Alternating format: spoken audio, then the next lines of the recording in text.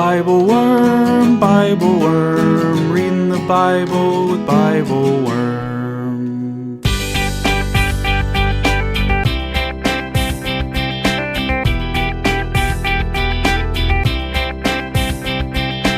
Welcome to Bible Worm, getting to the core of the biblical text.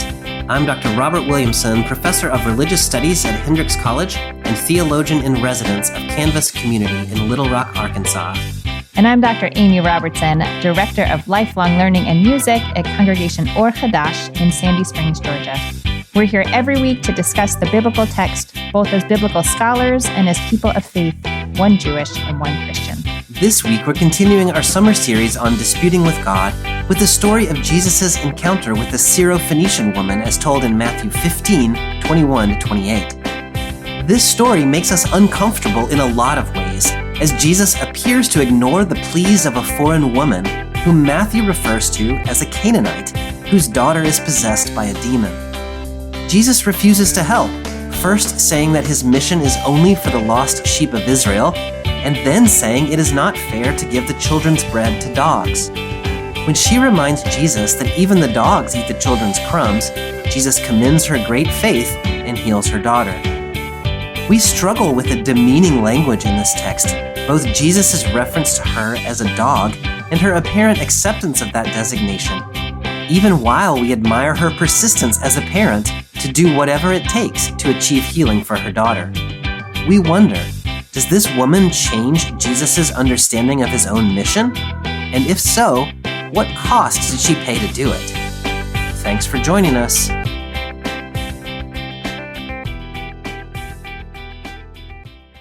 Hey, Amy, it's Bible Worm time. Hey, Bobby. What's up? Not too much. It's a rainy day here in Arkansas, so I'm feeling a little dreary. This is related only in my head. I, for a short time, took care of someone else's 3-year-old this weekend, which is like the best activity. It's important that it's someone else's 3-year-old that you only have for a short time, but it's someone really else's fun. 3-year-olds are amazing. Yes. And I realized that anything I wanted him to do that he didn't want to do, if I said it in a robot voice, then all of a sudden it was really funny and maybe he would do it. So that's why when you said it's Bible Word time, I said, "What is up?" or something like that. That was the alien voice. Does that make your dreary day less dreary? It does make my day less dreary. We could probably make other people's days dreary by doing the whole episode like this. In a robot voice? Yeah, probably so. Hey, we're continuing on today in our series on disputing with God. We have been up until now in the Hebrew Scriptures, last time in Psalm 88. We are moving today to a text in Matthew chapter 15, which is not a text that we normally read in the narrative lectionary, but it is a text that gets a lot of conversation in the Christian world, or at least in the Christian circles that I move in. It's the story that Matthew calls the story of Jesus and the Canaanite woman. When Mark tells the story, she's a woman from Syro-Phoenicia. And so maybe we'll talk about that difference as we go. But it's an interesting text. It's a short text, as you and I have both been noting as we get ready to read together. But there's a lot to it. One of the things that I just want to acknowledge is that in this dispute with God is actually a dispute with Jesus. And so however we want to think about that in our Interfaith podcast, that is what we're doing, is disputing with Jesus as sort of a proxy to disputing with God. Yeah, Bobby, I will say I was not aware of this text. I don't think I've ever read or heard this text. And I found it really, what's the adjective? I was really surprised by it.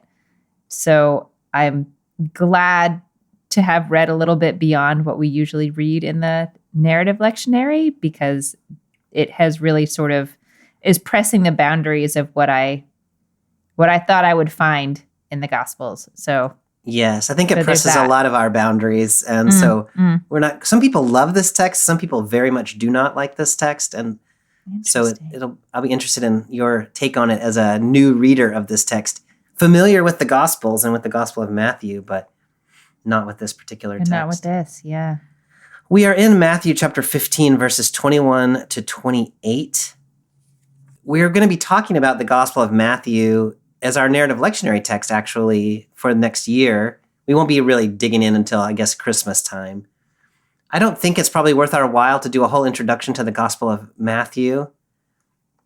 Maybe we should just at least, remind ourselves that this is a story about Jesus or something. I don't know. Are there things we should talk about before we get ready to read this? Yeah, so the gospel is about Jesus. We're partway through his ministry now. He is doing his thing, arguing with the Pharisees about what constitutes proper religious observance, as Jesus has been known to do.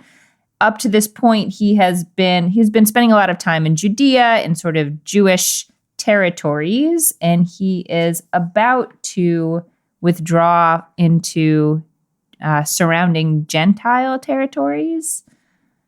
And that's the summary I've got for you.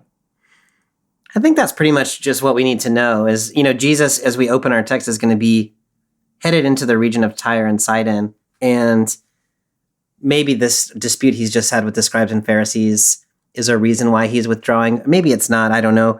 But we're just partway through Jesus's Galilean ministry. All of this stuff with him going to Jerusalem and the passion and all of that stuff is yet still in the future. And so this is just a story about Jesus's life as he is ministering in Galilee. Mm-hmm. Well, why don't we pick up with the text then, and we'll see where it leads us. All right. Okay, so I'll pick up in Matthew 15:21, and I am reading in the Common English Bible. From there, that is Galilee, Jesus went to the regions of Tyre and Sidon. A Canaanite woman from those territories came out and shouted, "Show me mercy, Son of David. My daughter is suffering terribly from demon possession." But he didn't respond to her at all. His disciples came and urged him, "Send her away. She keeps shouting after us."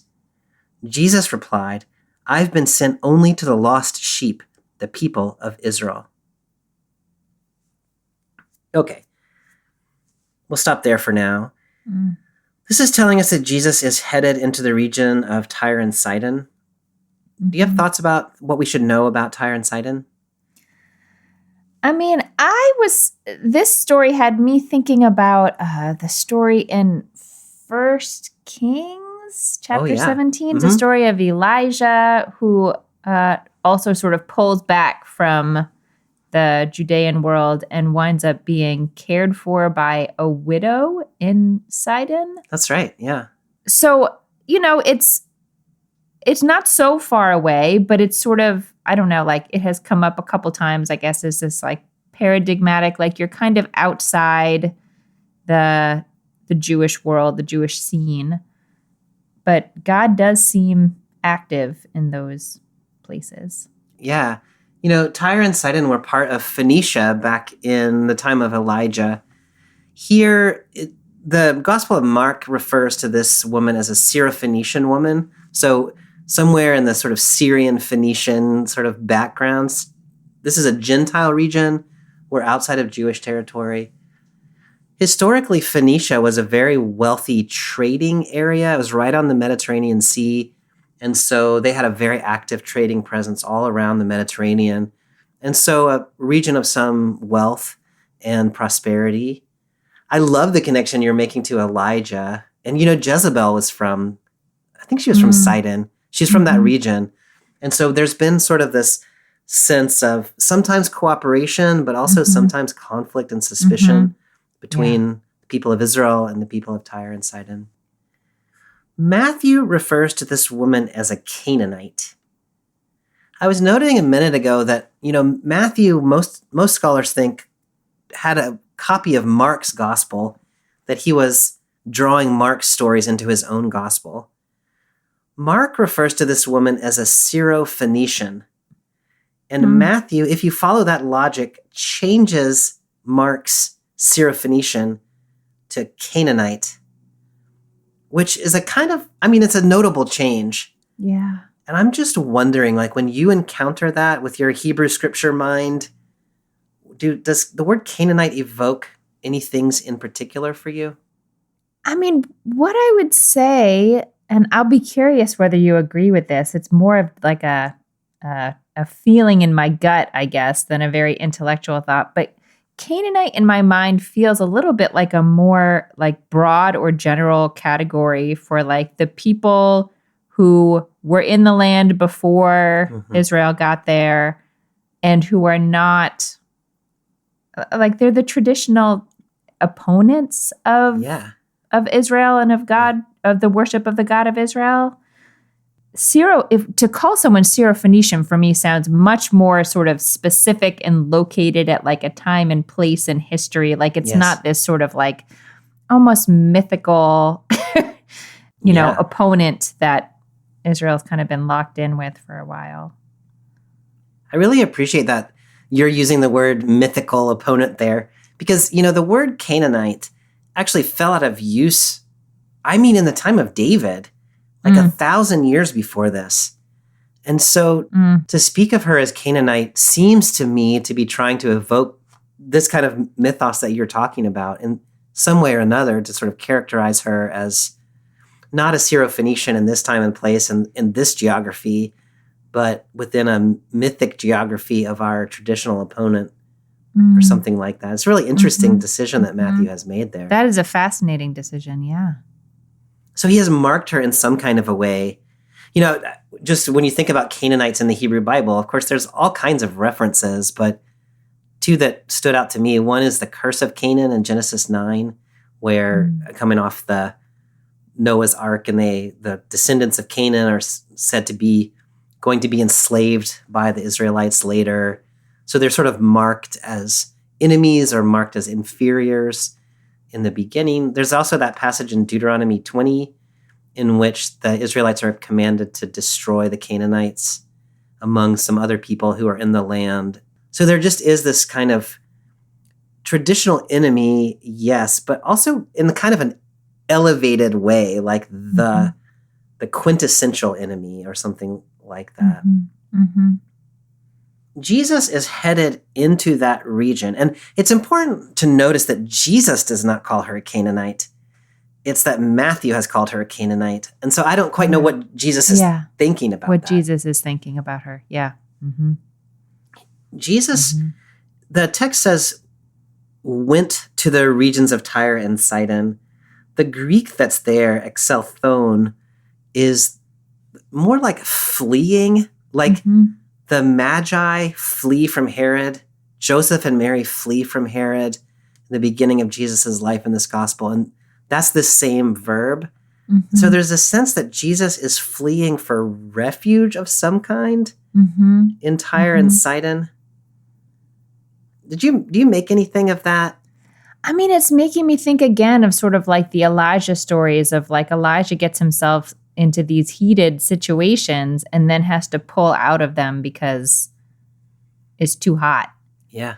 So I don't know if that's exactly what's happening here, but Jesus has been sort of locked in debate with the leaders of the religious community in Judea. So it would make sense to think of him just trying to step out into sort of like a place where those arguments aren't active. And it would even make sense in that context to be like, wait, I wasn't expecting to encounter someone asking something from me here. Like I was trying to like come into timeout. I wasn't looking for new lines of work. The text doesn't really tell us why Jesus goes to Tyre and Sidon, as you're pointing out. And you can read from this verb that maybe his life was in some kind of risk or he was feeling threatened in some way.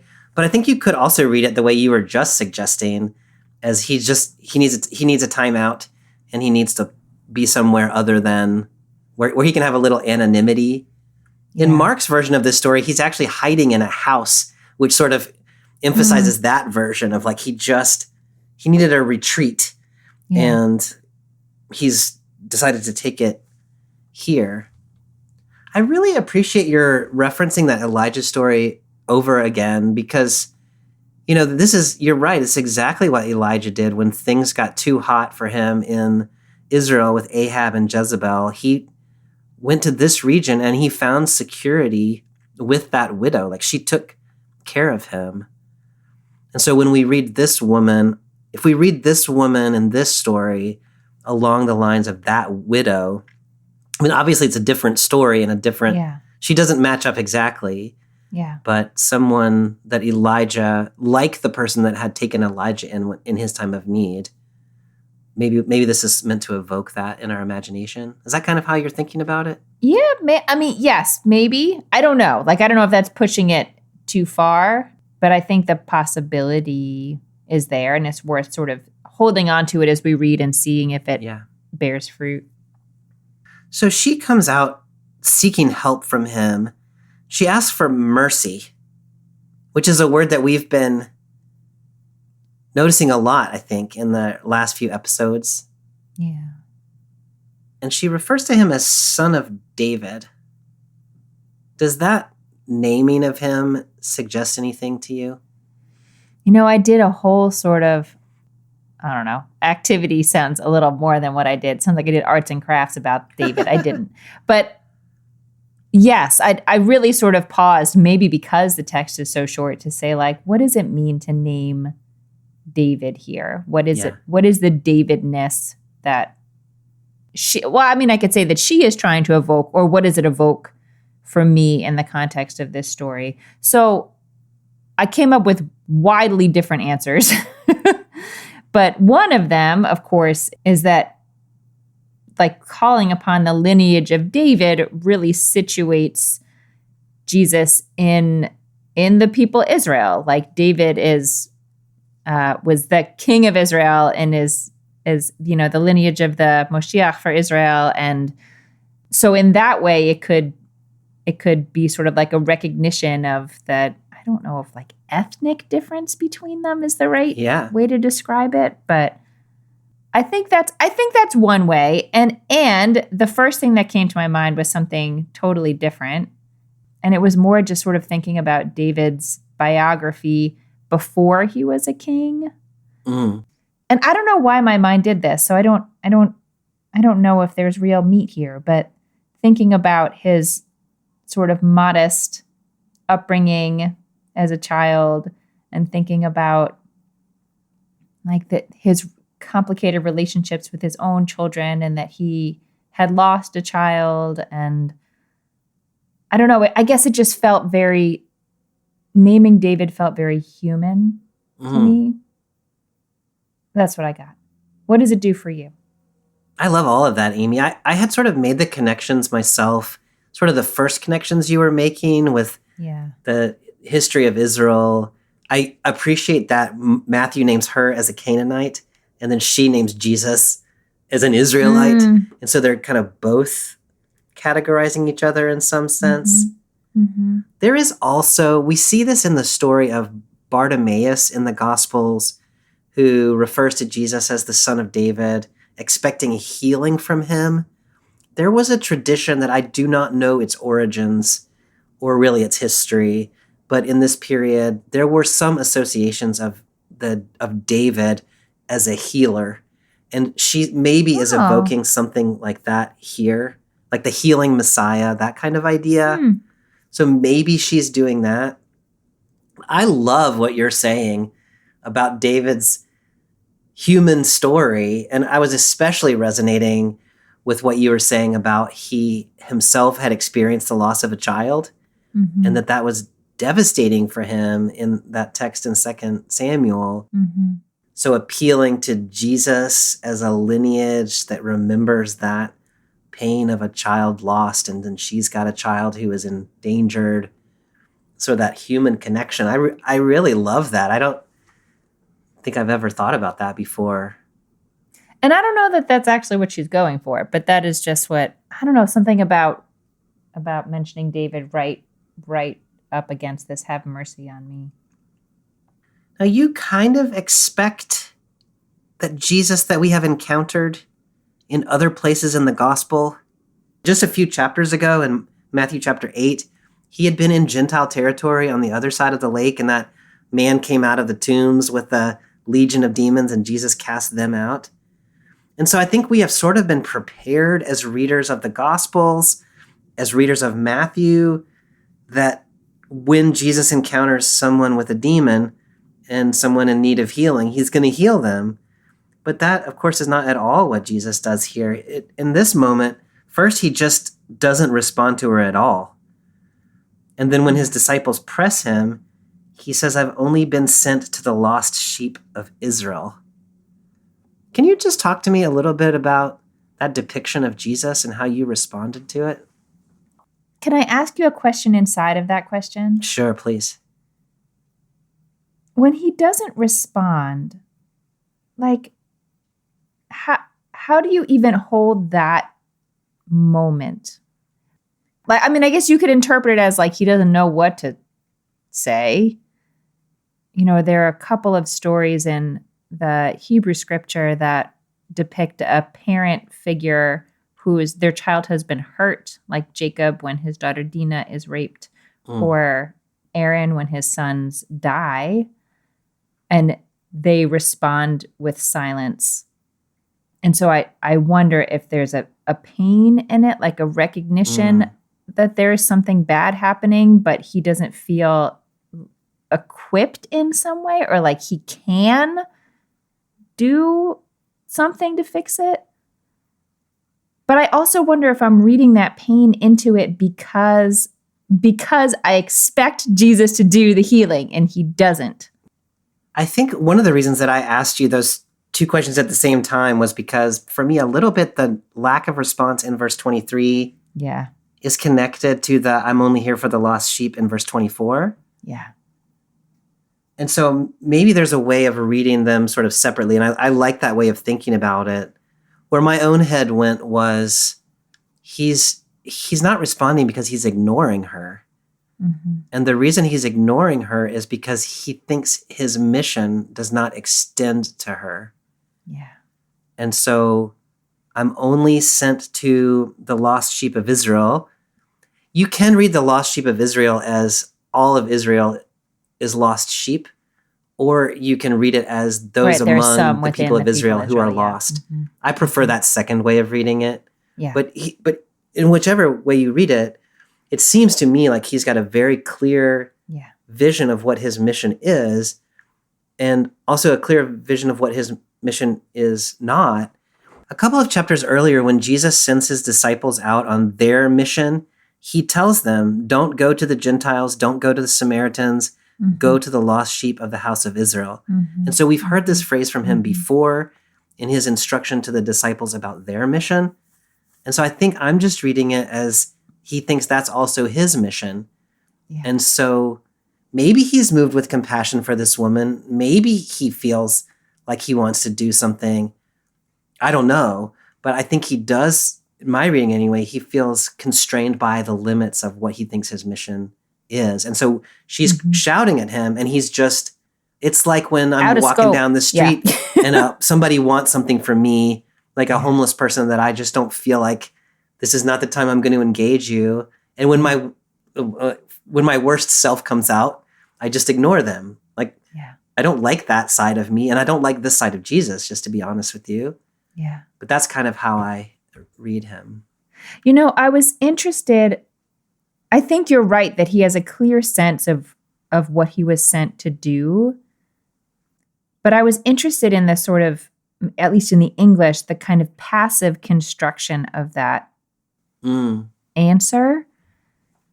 It felt to me a little bit like, these are the rules that I have been told. Like these are the constraints as I understand them, but not quite like an ownership of like, no, my mission is this. Like, this is how I understand my mission. I really like that, Amy, and it opens up a new angle on, like, I've been thinking about this sort of disputing with God as a dispute between Jesus, who is God, and the woman, who is the woman. But if you read it that way, and it is passive in Greek, I have been sent. And so, well, who did the sending? Well, obviously, it's God who has sent him. So that opens up another angle in this text, which is some sense of dispute or conflict between Jesus and the God who sent him, where maybe he feels constrained about what his mission is and is not. Yeah. In ways that he might or might not agree with. Right. He doesn't say he doesn't agree with it here. He doesn't say he doesn't agree with it. He just says, but you're noticing about Yeah. the passive is really important that way. yeah, it's making me think a lot about, when you gave the example of, if someone is yelling at you or asking you for something on the street, and there are times that we respond and times that we don't respond. Some of the times that I don't respond, it's because I don't think that I have whatever it is they need. I don't think I have the power to do what they need. I don't think I have the money. I don't think this is like, and so I just don't get engaged. And so if we imagine that in this moment, Jesus sees like, I have been given a mission and like, this is where I am, then I don't know. It makes me think also of Jacob and Aaron that I mentioned before, that like, they don't quite think that they have power to do something after in the face of their children's suffering. And so they are quiet. What you were making me think of is the story where Jesus is in his hometown in Nazareth, and the people of Nazareth don't believe in him. Mm-hmm. Mark tells us that he could not do any miracles. Matthew in chapter 13 says he did not do any miracles, which is not exactly the same thing. But it's interesting, like what you're making me think of is maybe Jesus actually is not sure if he can cast out a demon. Interesting. Yeah. In someone who is Syro-Phoenicia. not. Yeah. Although he did do it in the land of the Gadarenes a few chapters earlier. I like that way of like, you're complexifying Jesus here for me in a way that I really appreciate. One idea is maybe he doesn't think it's his mission. One idea is maybe he's not sure he has the authority to do it or the ability to do it in some way for a person who's not part of the house of Israel.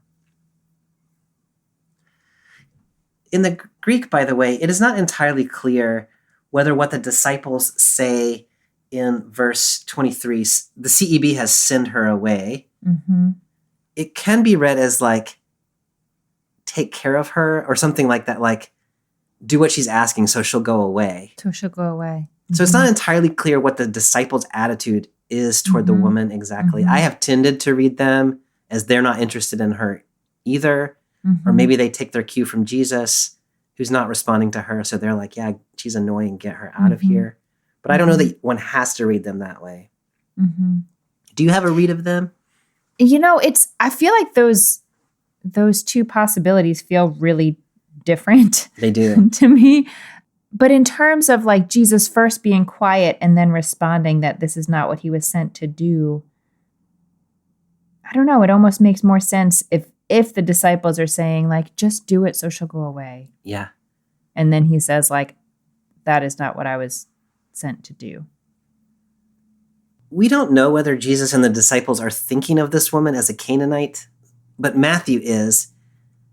And so one way of reading it, if you follow Matthew, is that Jesus is sort of withholding healing from the traditional enemy of Israel. Like, you are somebody who is long-standing, not just you're not one of my people, but you're somebody with a long-standing animosity between your people and my people. And so I'm not going to engage across that line. That just seems so, look, there's a lot about Jesus stories I don't know, but that seems so out of character, doesn't it? It does. Like, in the sort of like trajectory of the development of the character of Jesus within the Gospel of Matthew, does it make sense? I think this is what is so, well, it's sort of two parts of what was so surprising to me in the text. One is that this happened at all, and the other is that Jesus changed. Yeah. Like, if you're just looking at Matthew, does this make sense in the trajectory of his understanding of himself and his role? I think the idea, and we'll get to this later, that maybe Jesus has one understanding of his mission that then becomes a different understanding. Like, that's a little theologically uncomfortable, but I sort of think that's where this text maybe leads us. Yeah. And I don't know why one would object to that from Matthew. But this other issue of like, is he ignoring her because she's a Canaanite? You're right. That does not seem like anything we see from Jesus anyplace else. And but I think Matthew might be thinking that way. And so this is one of the places where I have a little trouble teasing out what is happening in the story from what is the person who is telling us what the is story the person holding the pen thinking. Yeah. Or what is he wanting us to think about? Maybe we'll need to maybe come back to that a little bit. Okay, so Jesus has just said, he says this to the disciples, it seems to me. Yes, I'm only that's a good to the lost question. sheep. Do you have her, when you stage this in your play, is she in earshot of Jesus when he says that or not? In my play, yes. She can She hear. hears him say that. I think she's not in my play, but I think I like your play better than mine. Hi, I'm Terry Peterson, minister of St. John's Church of Scotland in Gourock, west of Glasgow on the Scottish coast. And I am the liturgy writer for Bible Worm, which means I get to spend a lot of time listening to Bobby and Amy, and that is a great joy. It is fascinating to hear them read and talk through stories I thought I knew pretty well, since I'm starting my third time through the narrative lectionary now. I always come away with more ideas than I can fit into a liturgy or a sermon, and working with them has deepened my own spiritual life as I write liturgy that follows the contours of their conversations. I appreciate that they don't shy away from the difficult parts, and that they always find connections between these ancient texts and our contemporary life. And it's fun for me to work those connections into liturgy that empowers worshiping communities to speak to and about God in new ways. If you join the Bible Worm Patreon at the Liturgy Worm level or higher, you'll have access to those liturgies and prayers that you can use or adapt, as well as early access to the podcast. Or there are other levels with different benefits, including Bible studies, access to the Bible Worm Collaborative discussion group, and more. Visit patreon.com/BibleWormPodcast to help Bobby and Amy continue creating this incredible resource for people of faith around the world. And now back to this week's podcast.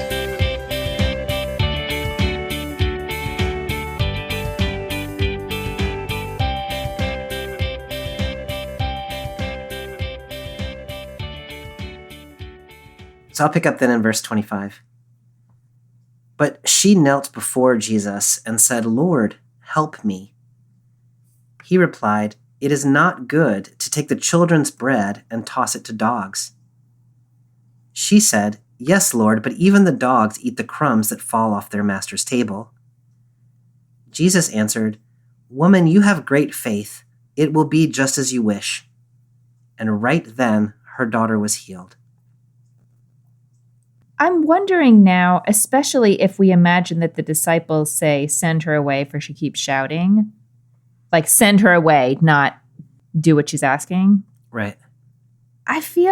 I'm wondering about Jesus' response, "I was only sent to the lost sheep of the house of Israel," as being a response to her. Oh. Like, if she's saying, "Have mercy on me," and he doesn't answer, and then, I don't know. Yeah. I'm picturing, in my play, there's Yeah. quiet. The disciples say something. Jesus is not quite paying attention to them either. And then Jesus finally offers a statement about why he is not going to do what she has asked. It's so interesting because the Greek there is Jesus replied, which sounds like he's not saying something. He has not taken on board information from the disciples and then said something to the woman. It sounds like he's responding to the disciples, but you're right that what he says there actually isn't a very good response to what the disciples have said. It's sort of an explanation of why. Yeah, it's an explanation of why he's not going to heal her. I think I like this story better in your play because if she hears them say, "Send her away," and she hears Jesus say, "I'm not here for her," then this thing that she does in verse 25 is pretty chutzpahdik, to use your phrase. Yeah. She has been shouting out to him previously, "Show me mercy, Son of David." And so here, I think one could read this as she just says it yet still again, even after she's heard this. There are at least two things here that are a little distinctive, though. One is that she kneels before him. Yeah. And the other is that she calls him Lord. do you do anything with like what is different here? I mean, kneeling before him, I feel like his answer previously, both in the quiet afterwards and then when he says, this is not part of my mission, it really is like to put yourself right in his path. Like you can't not, you can't pretend I'm not here. You can't not pay attention to me.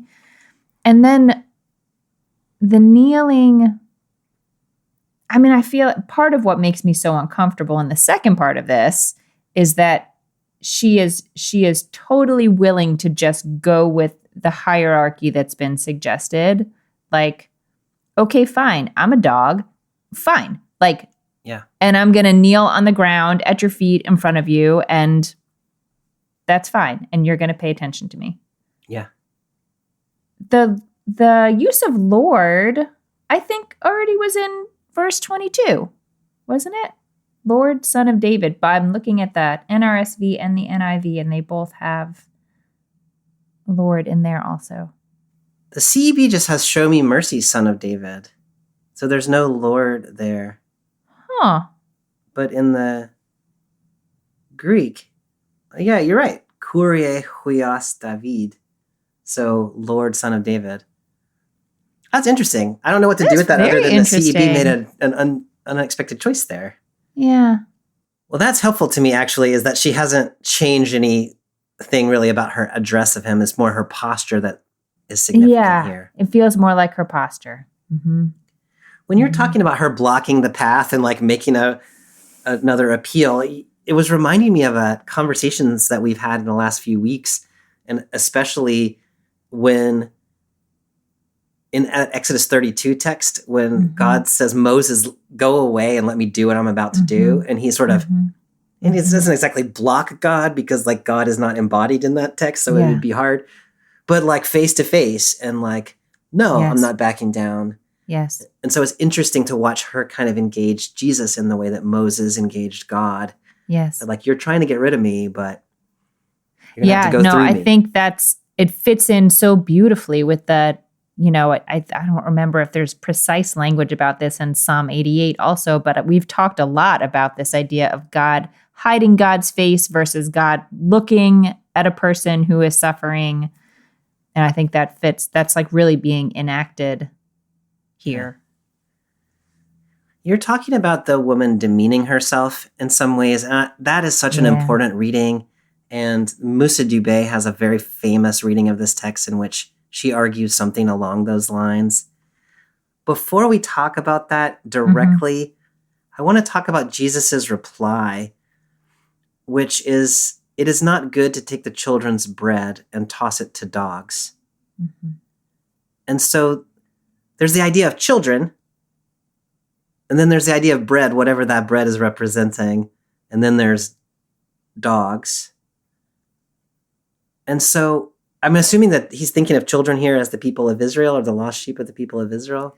I mean, I would assume so, but I don't understand this metaphor because it seems to assume that there's like some finite amount of food, that somehow Jesus doing this thing for her means that he's taking away from whatever he would do within the people of Israel. And that doesn't seem to be how it works. When you're thinking about bread, are you thinking about certain kinds of stories? Like when you say that's not how it works, are you thinking about something in particular? Well, now I feel like I should be. No, I was thinking very simple-mindedly about if there's a finite amount of something and it's designated for one group, you can't give it to another group because it's not fair. Like he even uses the language of it's not fair. Right. But if it's not a finite quantity of it. I guess that's what I'm interested in is why do you think the bread is not finite? Because Jesus' healing powers are not finite. According to the theology of Amy Robertson. I don't know. Like, is there some sense that he is limited? And it's just so interesting, Amy, because what you're saying about the finiteness of the bread and is there enough and is very much the conversation that has just happened between Jesus and his disciples a couple of chapters earlier in the story of the feeding of the 5,000, in which they are the ones saying there's not enough to feed them. And Jesus is saying, watch what I can do. And then there turns out to be 12 baskets left over. So he has just demonstrated to them that there is more bread than you think there is. It also evokes to me the story of manna in the wilderness and the bread from heaven, and you're not reliant on Pharaoh and all of that. So the biblical text and even the Gospel of Matthew has had this idea that in God's economy, there is bread for everyone. You cannot exhaust the bread supply. And so it is very surprising when Jesus suddenly seems to be on the other side of that, when he's thinking about bread metaphorically as exactly as his power to heal, as you're saying, or as the saving act of God, or I don't know quite how far we want to push that. But using that sort of bread analogy when we've been reading these stories about there's bread to go around. I mean, I feel like you can either read that statement as a scarcity thing, that maybe there's not enough to go around, or it's really reinforcing that hierarchy. Yes. Like, you don't deserve this because of something you don't have any control over. Yeah. And now that's even more disturbing. Yeah.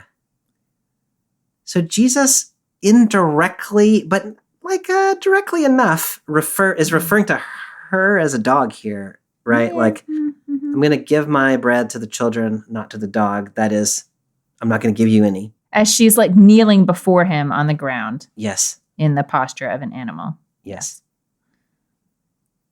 So she says, yes. So I accept your framing of things. That's right.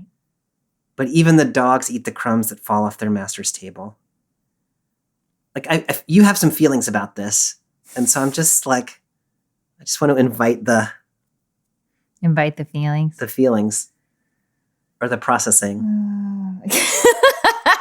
Processing. I mean, I don't think I have any particularly sophisticated feelings. I just wish there were a way to have this conversation that didn't have to like give her stamp of approval to like, yes, that is how the world works. And I am I am reinforcing this idea that I am a lower class of human who is not worthy of the same thing that this other group is. But even your trash is worth something to me. Yeah. That doesn't seem like the message of the gospel. You're reading right along the lines of Musa Dube, who, she's reading from a African sort of womanist perspective, sort of a post-colonial idea. And reads very similar to you. She connects this story to the story of Rahab in the book of Joshua, in which you have Rahab there kind of saying, yes, Canaanites are inferior, and so I'm going to worship the God of Israel. And here you have this woman saying, yes, Canaanites are inferior, so I'm going to say that so I can eat your bread. Mm-hmm. And so she's kind of trying to identify this danger in the way that biblical texts narrate these encounters, to say that they are affirming the superiority of the people of Israel, I guess in this case, over and against the Canaanites or the Syro-Phoenicians. And maybe that is playing in this text. Yeah. Is there another way to do it? Like, do you have another way? No, I think that's a good reading of this text, Amy. And I think that might be the right reading. It is not always read that way. And I'm going to try to articulate the alternative. Please. First, it's worth saying that the word for dog that's being used here is kunarion, which is a diminutive. And so you could read it as to the puppies, or you could read it as to like the house dogs or the lap dogs. So it's not exactly saying like the wild dogs, which maybe softens things a wee tad, but also maybe not. She picks up that word and uses it back with him. And so some people have read her just as basically engaging in like witty repartee, that he has tried to dismiss her Mhm. And she has said, I'm not going to let you dismiss me. I'm going to take your metaphor and I'm going to show you the opening in your metaphor Mm. where I still get what I want. Mhm. Mhm. And so sort of leaving aside the accepting of herself as a dog in relative to the children, Yeah. but just playing in the verbal wrangling Yes. there. That's helpful. It nonetheless results in her sort of tacitly agreeing to identify as a lapdog, Yeah. no matter kind of how you read it. Is there any part of you that wishes that she had not done what she did? Yeah. Yeah, like most of me, I think. Yeah. That I still would want her to argue, but to argue from a stance of dignity and why would Jesus's mission be constrained in that way? And Yeah. like, like a 21st century Bible scholar would argue. Yeah. No, Yeah. I mean, yes, yes. Would I like to see that? Yes. Yeah. But I appreciate what you're pointing out, that it takes we can think of it as a real kind of like, both like a keep your eye on the prize here. Like, what is it that you wanted? And engage with cleverness and not be derailed into whatever other debates one might get into. Yeah.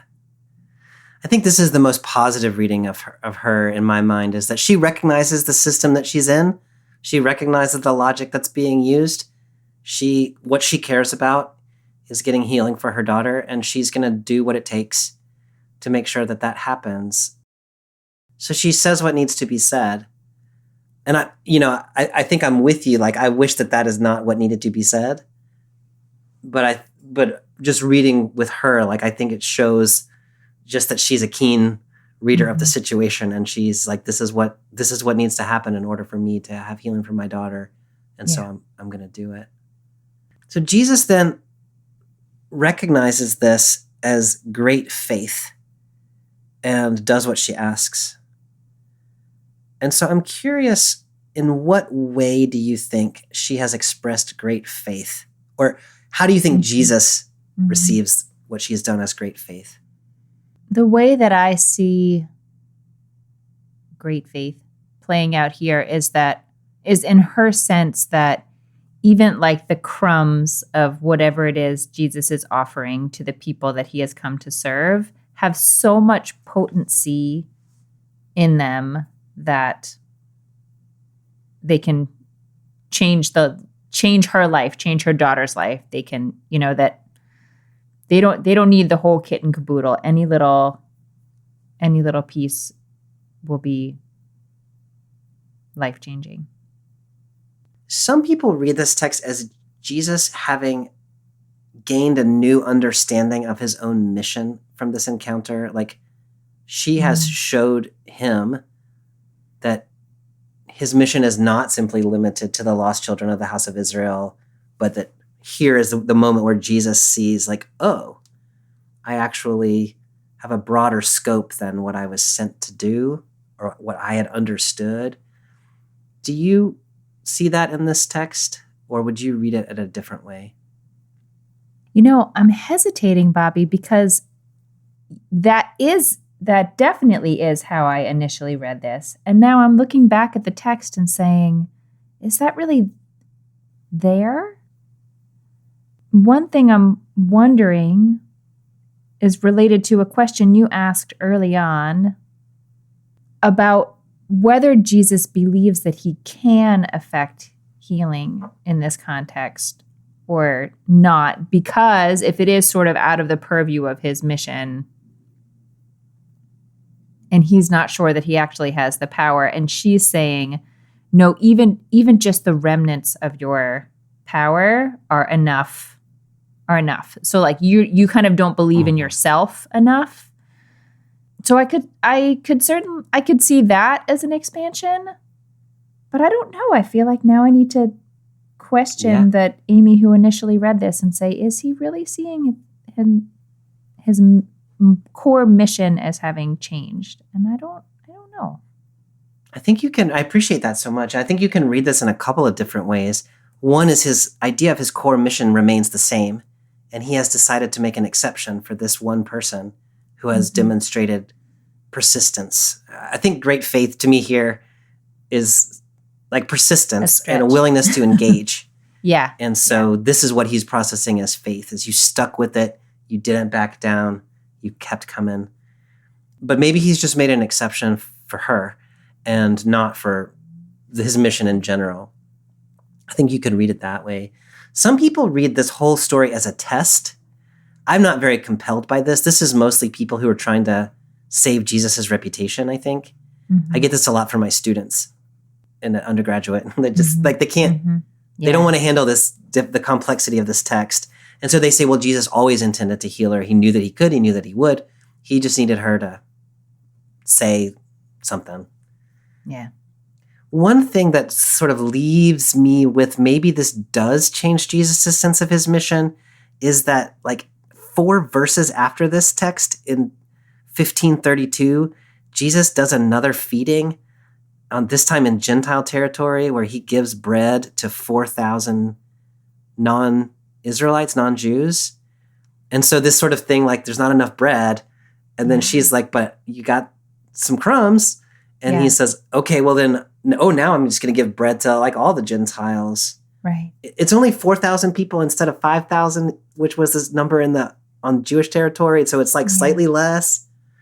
And then Jesus's, Great Commission in the Gospel of Matthew is go and make disciples of all nations. So by the end of this gospel, his mission is exactly to the whole world. So I think there is a way of reading this text, and a lot of people that I know, especially feminist readers that I know, read this text as that way. This woman like totally reconfigured Jesus's understanding of his mission and what he was here to do. And you can see it play out immediately after this all the way to the end of the gospel. I really love that reading. And I think, this idea that a particularly persistent person, a woman in this case, who is trying to protect her child, can reorient Jesus. It reminds me a little bit of, we've read a couple of texts where God changes God's mind about things that God had intended to do. Yes. We saw that in Exodus. We saw that in Jonah. And so maybe this is another instance of that, where Jesus changes his mind based on the persistent faith of this Canaanite woman. And I think it feels, again, like given the limited knowledge that I have of New Testament texts, but it feels special to see that happening here. I don't know. I feel like I have a whole treasure trove of Hebrew Bible texts where I feel like God is figuring out how to be God to these people. And it's not so often that I encounter in the New Testament as it's, the New Testament picks up later, and so like some of that question doesn't seem so live. And so we don't get so much of that particular kind of messiness. And so having this moment here where, Jesus is like, I can't do that. And then is persuaded. I don't know. It feels important. I kind of like that too. And, I asked you in another conversation we had not too long ago, how do you feel about or think about God changing God's mind? And you were like, yeah, it seems good to me. Like it's all over the text. And with Christian readers often, especially you're right, in the New Testament, this idea that Jesus might change Jesus's mind or have a different conception of his mission is very uncomfortable for a lot of us. And if you say why, then the answer is, well, because Jesus is God and God doesn't change God's mind. But then when you push back to the Hebrew scripture, actually, it seems like maybe God does. And so then maybe we shouldn't be surprised to see it right here. I just do want to go back, though, and touch on what you were saying earlier about the cost of this for this woman. Like what even if this is what she has accomplished, which is maybe a beautiful thing to have accomplished, she has accepted some things both in her kneeling posture and in her reference to herself, or at least acceptance of Jesus' reference to her as a dog. She has paid a price. Is there any more to say about that? I mean, one thing I'm wondering is whether she believes that or whether she's saying it because that's what you have to say in order to get to the thing that she needs. Yeah. But it brings me some comfort to imagine that maybe she doesn't accept this hierarchy of humans, that she seems to have accepted here. Maybe she just is like, yeah, okay, fine. Like, let's move on to the next thing, which feels like a more, like a sort of intentional decision and something that wouldn't cause harm to her in the future. That seems possible. There's a sociologist that I used to work with. I mean, I didn't work with him, but I worked with his work, James C. Scott. He has a book called Domination and the Arts of Resistance, which was important to me in some of my early work. And he, in that book, talks about public transcripts and hidden transcripts. And public transcripts are the things you say because they need to be said in public when you are an oppressed person in the face of your oppressor. And then there's what you really think, which you only say to other people when you're out of earshot. And I think it's totally reasonable to read this as her public transcript, and that when she goes back to her people, she would reject the notion that she's a dog in relation to the children of Israel. Amy, just to close that loop, the way Musa Dube ends up reading this text is that Matthew, the gospel writer, is writing a colonizing gospel. And basically what he has ended up saying is that, yes, the gospel is for Gentiles, but it is only for Gentiles who recognize that they are to be invaded and conquered and dominated as dogs by the children. And so that's how she reads this text, and she says that the Great Commission is a sort of a version of that. She puts that on Matthew and warns Christian readers, like, this is what this gospel does. She thinks it's possible to retrieve a different reading underneath Matthew's telling of it. So you could read the characters in the story in a different way, some of which you and I are gesturing to say this text does not have to be the story does not have to be a colonizing story. There's other ways of getting there, like saying there's plenty of bread, and so the bread should be equally available to all. And maybe this is the Jesus we see in other places. She wants us to read against the author of Matthew a little bit. Yeah. Or actually quite a lot. A lot bit, yeah. In that way, yeah. Well, Amy, these 8 verses have generated quite a lot of conversation for us. It feels like maybe a pithy takeaway might be a tall ask at this point, but are there ways that this text is resonating with you that you might want us to take with us as we go? I think that the sort of maybe power or actionable thing that I'm feeling in this text right now goes back to the fact that we talked about early on, that when Jesus answers the woman, or it answers his disciples, initially it's in the passive. I was sent only to the lost sheep of the house of Israel. And that got me thinking about situations in the world for myself or for other people I've been around when they have inherited a rule or a boundary or their best understanding of something that they don't quite own yet. Like, they respect it, but no one has challenged it. And so they haven't really thought it all through. Yes. And the kind of rigidity that can produce. I don't know if you've had these situations before, but I tease my husband. I used to tease him more about this when we were first married, but I could tell when I was asking him about something that he had not thought very much about himself, because his answer sounded like his dad. Which is not to say his answer couldn't be his dad's answer. It could be.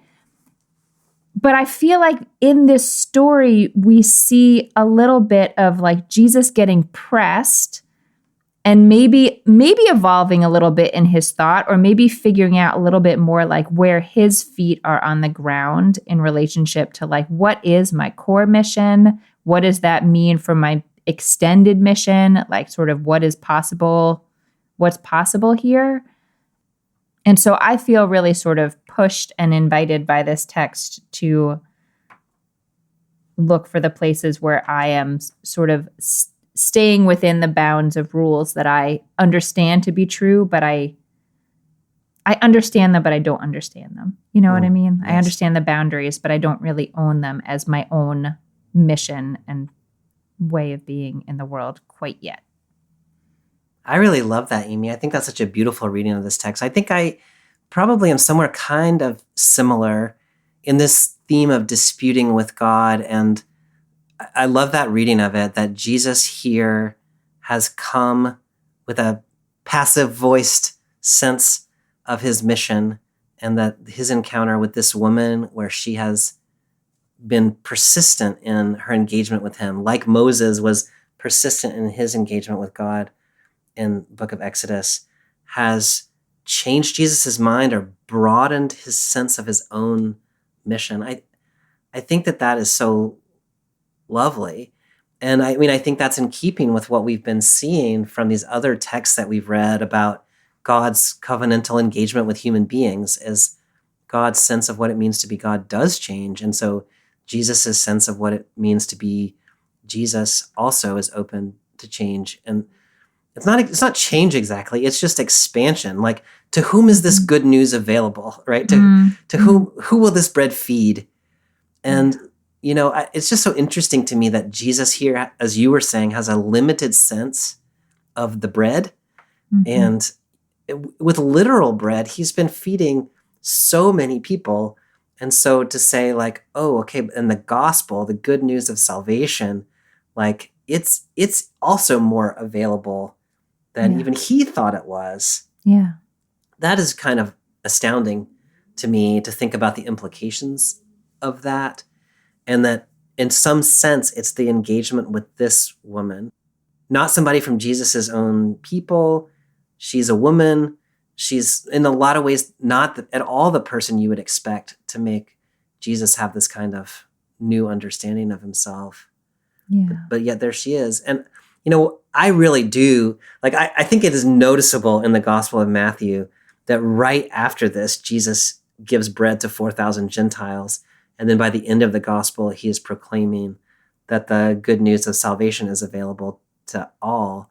And so, like, you really can, I don't know that you must, but you really can read this moment as like pivotal in the story, like, of salvation history. I think it's so lovely. The other thing that I would take away from that, just for myself too, is that, I mean, Jesus was not open to this encounter with this woman. And it was her persistence that made it possible. And so I think there's two ways one can read this, depending a little bit on where you are located socially, societally. One is just be persistent in making demands and requests for what you need, and that we should be not afraid to just speak our truth when we need to.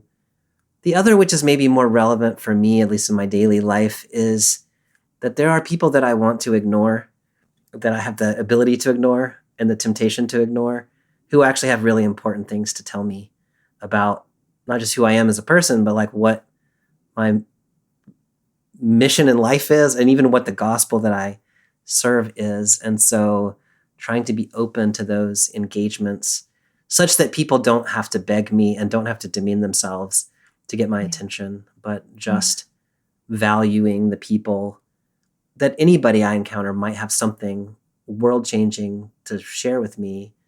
I try to live that way, but it's a hard attitude to keep. But this text calls me back to that. Yeah, I love that, Bobby. And while you were talking, I had this, I don't know, one other addendum thought, that it feels important to me that it's a parent's love for their child and like awareness of their child's suffering that is, it is just clear, like that is the driving force here. And I know that as a parent myself, I have done things to advocate for my children that I never would have said I would do. And a lot of it is just putting my body in a place. I'm just going to sit here.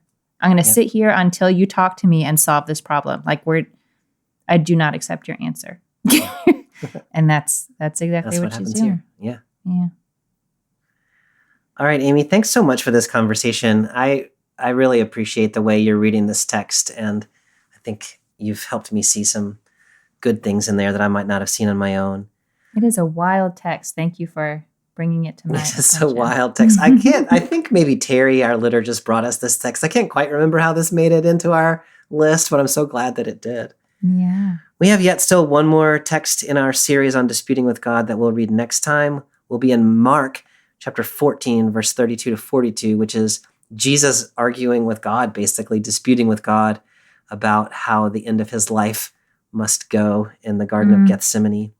So I'll look forward to that conversation next week. Yeah. Sounds good. All right. Thanks, friend. I'll see you then. See you then. Bye. Bye. Thanks for joining us for this week's episode of Bible Worm. If you've enjoyed this free podcast, we hope you'll help us keep it going by joining our Patreon for as little as $4 per month. You can also sign up for other goodies like early access, video lectures, weekly liturgies, and more. Visit patreon.com/BibleWormPodcast for details. Bible Worm is produced and edited by Bobby Williamson. Our theme song is sung by Colin Bagby, and our theme music is The World at Large by Dano Songs. Many thanks to all our Patreon supporters for helping make this podcast possible. Join us next time when we'll conclude our summer series on disputing with God with Mark 14, 32 to 42, the story of Jesus praying in the Garden of Gethsemane. Until then, keep on digging.